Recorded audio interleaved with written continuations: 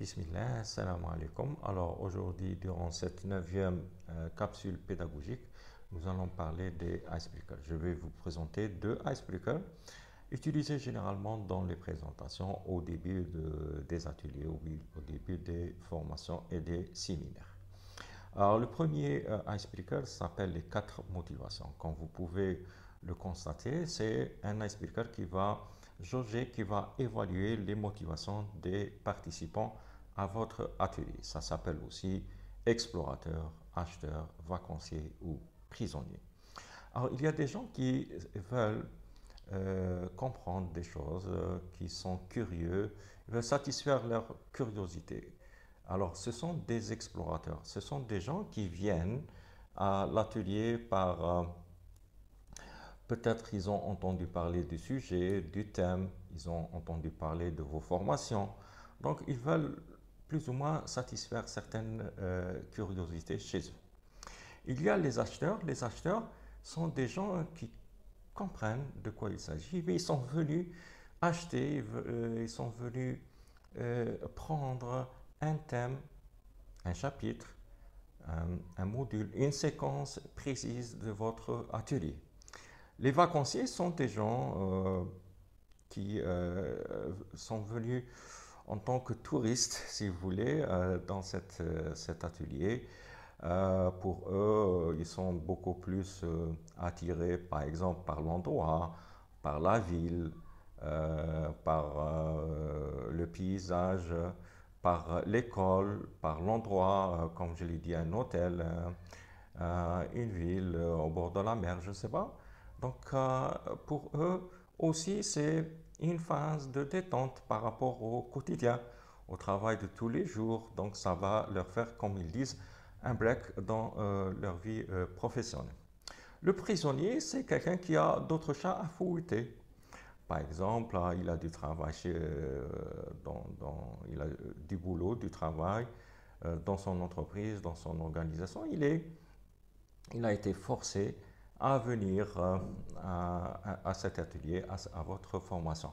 Pour lui, il y a mieux à faire que d'assister à une formation. Surtout que si cette formation constitue pour lui un déjà-vu.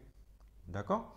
Alors, maintenant, en connaissant les gens, est-ce qu'ils sont des explorateurs, des curieux, des acheteurs? Ils veulent satisfaire un besoin chez eux, des vacanciers. Leur besoin, c'est un peu une détente, un break par rapport au travail.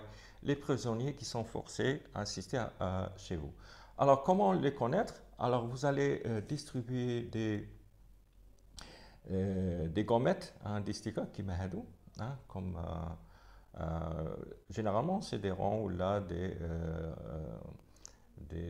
carrés, des rectangles, je ne sais pas, mais moi j'utilise circulaire, les gommettes circulaires. Alors vous leur donnez chacun une gommette, il va placer la gommette là où il va exprimer sa motivation. Si je suis venu en tant que vacancier, je vais mettre ma gommette dans le carré vacancier. Alors je dis carré, là je l'ai utilisé dans une affiche, une seule affiche. Vous pouvez l'utiliser dans quatre affiches différentes et les placer à des endroits différents au sein de la salle. Alors comme je l'ai dit dans une capsule précédente, l'objectif d'un icebreaker, c'est que les gens se connaissent, mais surtout, les gens se déplacent. Quand on se déplace, il y a cette énergie d'aller en contact vers les autres. Alors n'oubliez pas, ça c'est un icebreaker très important pour jauger, pour mesurer, pour évaluer les motivations des participants dans votre atelier. Alors n'hésitez pas à utiliser des couleurs, hein, peut-être des dessins, je ne sais pas, pour les gens qui sont vraiment, qui ont un don dans les dessins. Sinon, faire des photos, sinon découper des photos, des images dans des revues, des journaux ou là, dans des livres carrément et les utiliser ou là avoir des photos internet, les utiliser, les afficher comme si vous n'êtes pas doué dans le dessin comme moi. hein. Moi, j'utilise généralement des photos que je découpe des revues ou là des photos que je télécharge sur Internet. Alors, le deuxième icebreaker que je vais présenter, c'est un icebreaker aussi qui est utilisé dans les formations au début pour les présentations.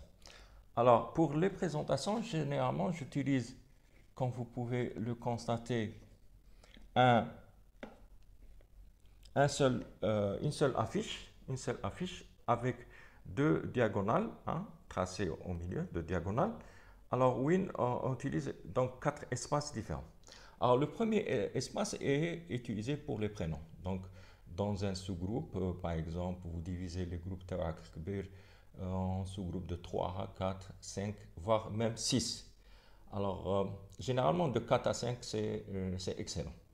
Alors, le premier endroit, ils vont utiliser les prénoms et les symboles. Donc, chaque prénom a un symbole. Je ne sais pas, Anna Ali, par exemple, mon symbole, c'est le cœur. Un autre, son symbole, c'est la fleur. Et ils vont discuter entre eux de quoi il s'agit, qu'est-ce que ça représente, les symboles pour eux. Le deuxième point, c'est les attentes. Alors, les attentes, alors là, c'est des attentes qui sont exprimées dans le tas, hein, ensemble. C'est pas la peine de personnaliser les attentes. Les attentes sont décrites, sont écrites selon le sous-groupe, hein, le sous-groupe. Alors, il faut attirer l'attention des participants sur les attentes. Il ne faut pas rester sur les attentes bateau ou la vague, mais vraiment des attentes exprimées, des attentes claires et nettes. Et puis, les règles. Donc, chaque sous-groupe, il va énumérer les règles de base de vie ensemble dans cette aventure, si vous voulez, dans cette formation, cet atelier. Alors, les règles, c'est aussi des règles à respecter par l'ensemble, que ce soit les participants ou là, le formateur ou là, les formateurs. Et puis, les craintes ou les peurs, c'est quoi? Les gens, chacun vient à un atelier, une formation avec ses propres craintes. Peut-être l'une des craintes, peut-être c'est généralement le temps ne suffit pas, peut-être certaines questions auxquelles en tant que formateur vous n'allez pas répondre. C'est une crainte qui sera exprimée lors du départ, lors de cet icebreaker, pardon. Alors, moi, en tant que formateur, je travaille souvent avec les sous-groupes. Donc, je fais partie du groupe. Euh, euh, Ça, c'est la tendance aussi en matière d'attente chez les formateurs. Est-ce qu'ils sont des leaders, ils sont des formateurs, membres du groupe? Est-ce qu'ils sont des LMX, comme on dit, in ou out? Alors, si vous utilisez comme moi une posture beaucoup plus facilitateur, donc je suis un LMX in. Donc je travaille avec le groupe, je me présente avec le groupe, je travaille avec eux les règles, les attentes, j'exprime mes propres attentes, les règles que je vois nécessaires, mes craintes aussi par rapport à l'atelier. Donc je m'exprime au sein du groupe. Il y a des formateurs qui ont un LMX beaucoup plus LMX, on va dire out. Donc ils sont un peu observateurs, donc ils attendent l'expression de ces règles, de ces attentes, de ces craintes de la part du groupe. Ils ne participent pas. Alors, moi, je suis participatif, donc je suis un LMX in avec mes groupes d'apprenants. Alors, reprenons un peu.